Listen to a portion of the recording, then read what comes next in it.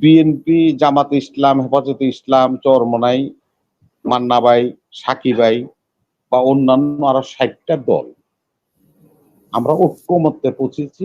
সেটা হলো রাষ্ট্র সংস্কারের 31 দফা, সেটা প্রণয়ন করা হয়েছিল। সেটা কিন্তু তারেক রহমানের একা সিদ্ধান্ত, বিএনপির একা সিদ্ধান্ত না। জাতীয় সরকারটা কি সকল দল অংশগ্রহণ করলো।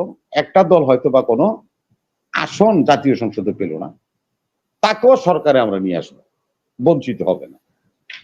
এখন দানের শীষ বেশি ভোট পাইব না পাল্লা মার্কা বেশি ভোট পাইব না কুড়াল মার্কা বেশি ভোট পাবো, এটা দেখার বিষয় না। এই 31 দফার সাথে তো আমরা ঐক্যমত, একমত হয়ে 31 দফা ঘোষণা করা হয়েছে। কিভাবে প্রধানমন্ত্রী বারবার হতে পারবেন, দুইবারের বেশি হতে পারবেন। ইব্রাহিম, জেনারেল ইব্রাহিম এবং ব্যারিস্টার শাহজাহান উমর দুজনে কিন্তু আমাদের মুক্তিযুদ্ধের দুটা পদকের ভাগিদার। তারা স্ট্যান্ড নিতে পারে নাই, যার কারণে আস্থা করে চলে গিয়েছে। জাতীয় পার্টিকে নিয়ে আর দ্বিতীয়বার কিছু বলার দরকার নেই। যদি ফখরুলের মতো এবং 20,000 নেতাকর্মী একসাথে জেলে গিয়ে প্রমাণ করছে তারা আজকে বীরের বেশে বাইরে আছে, আপনারা সেটা পারেন নাই প্রমাণ। এই নিয়ে সে জাতীয় পার্টি নিয়ে আর বলা হয়েছে না। আপনার একটা কথা বলছেন, তারেক রহমান সাহেব আমাদের ভারপ্রাপ্ত চেয়ারম্যান, উনি বলছেন যে ভারতের খাদে কেউ কেউ পা দিয়েছে, কোন কোন দল, এই কথাটা কিন্তু হ্যাঁ ওই তো কেউ কেউ বা কোন দল পা দিয়েছে। তার প্রথমটাই তো হলো জাতীয় পার্টি। জিএম কাদের ভারতে গেল নির্বাচনের আগে, আসার পরে এয়ারপোর্টে বলে যে ভারত না বললে আমি কিছু বলতে পারবো।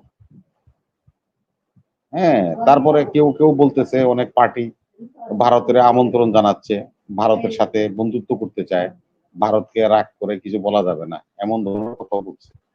তার সর্বোপরি কথা হলো তারেক রহমান সাহেব যে জিনিসটা এখন বুঝতেছে সেটা হলো যে ভারত আমাদের বন্ধু হতে পারে না। বন্ধু হতে পারে না এই জন্যই সে কথাটা বলছে যে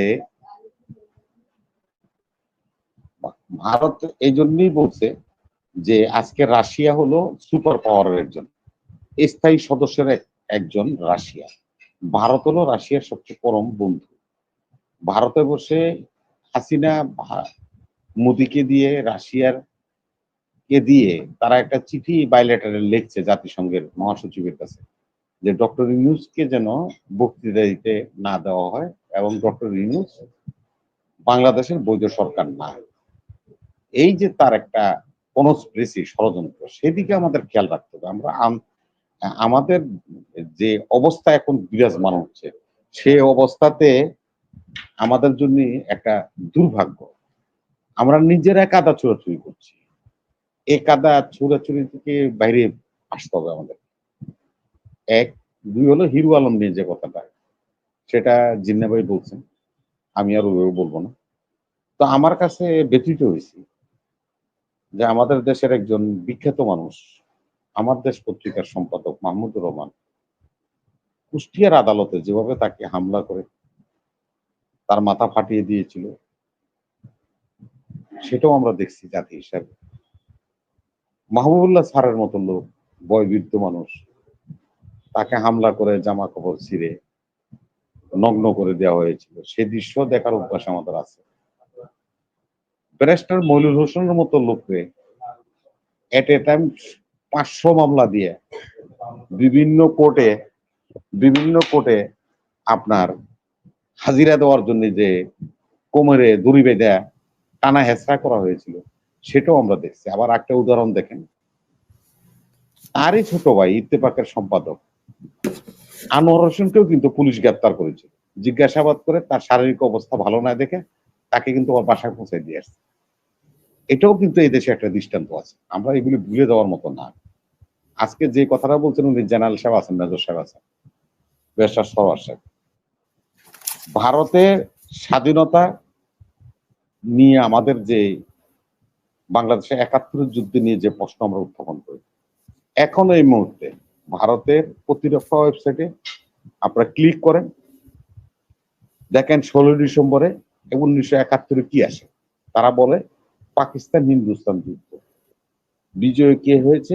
হিন্দুস্তান বিজয় অর্জন করেছে।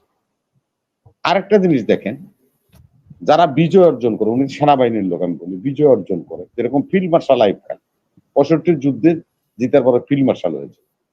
ভারত 71 সালে জেনারেল মানেক শাহকে তাদের সেনাপতন, তাকে ফিল্ড মার্শাল উপাধিতে ভূষিত করেছিল।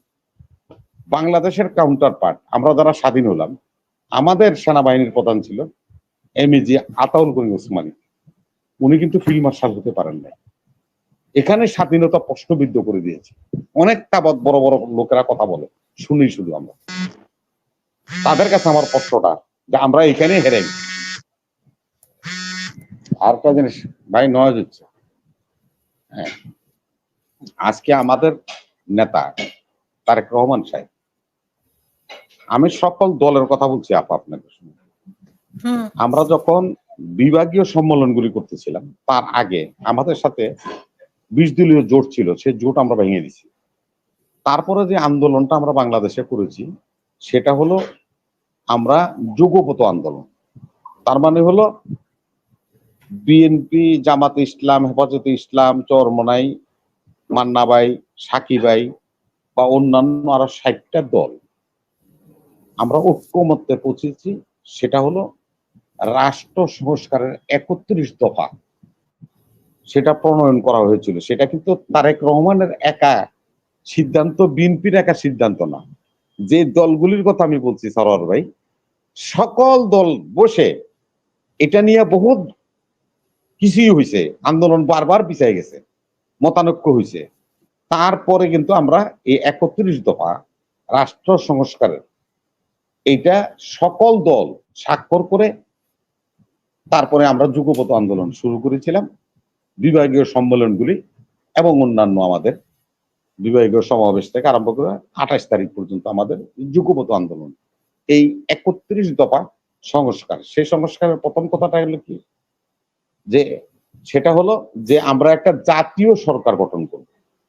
জাতীয় সরকারটা কি, সকল দল অংশগ্রহণ করলো, একটা দল হয়তো বা কোনো আসন জাতীয় সংসদে পেল না, তাকেও সরকারে আমরা নিয়ে আসবো, বঞ্চিত হবে না। এখন দানের শীষ বেশি ভোট পাইব না পাল্লা মার্কা বেশি ভোট পাইব না কুড়াল মার্কা বেশি ভোট পাবো, এটা দেখার বিষয় না। এই 31 দফার সাথে তো আমরা ঐক্যমত, একমত হয়ে 31 দফা ঘোষণা করা হয়েছে। কিভাবে প্রধানমন্ত্রী বারবার হতে পারবে, 2বারের বেশি হতে পারবে না।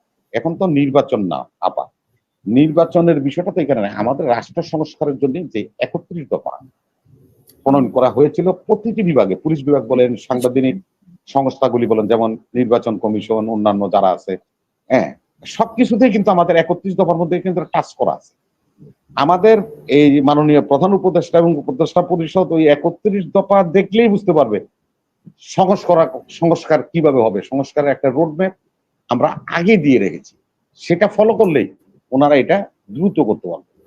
দেখেন আপনার আবু সাইদের রক্ত ঝরেছে, হত্যা হয়েছে, মুগ্ধ লাশ হয়েছে, 825 জন এ পর্যন্ত আমরা তালিকা পেয়েছি যারা নাকি ছাত্র জনতার আন্দোলন করতে প্রাণ হারায়। মুগ্ধের বাবার কি অধিকার নাই একটা মামলা করার? আবু সাইদের বাবা কি মামলা করবে না?